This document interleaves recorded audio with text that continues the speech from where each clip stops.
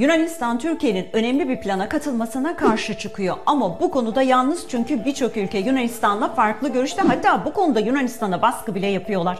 Gel detaylara bakalım. Şimdi ortada bir savunma programı var. İsmi SAFE, yani Avrupa Güvenlik Eylem Programı. Avrupa Birliği Rusya tehdidi nedeniyle her ülkenin savunma sanayisine daha çok yatırım yapmasını istiyor. Katılan ülkeler 150 milyar euroluk programdan kredi çekebilecek. Ama Atina, Türkiye'nin bu programa katılmasını istemiyor. Peki neden? Δεδομένου ότι απαιτείται ομοφωνία, απειλεί με βέτο όσο η Τουρκία διατηρεί το λεγόμενο casus belli και θέτει σε κίνδυνο την ελληνική κυριαρχία στο Αιγαίο. Almanya'nın Dışişleri Bakanı bu güvenlik programı için Romanya, Bulgaristan gibi ülkeleri ziyaret etti. Σύμφωνα με ελληνικά μέσα και αναλυτές που αναπαράγουν εμπολή στις θέσεις της κυβέρνησης, δεν αναμένεται προς το παρόν να έρθουν οι ελληνικές επιφυλάξεις παρά τις πιέσεις που ασκούνται σε πολλά επίπεδα από Ευρωπαίους εταίρους όπως η Γερμανία.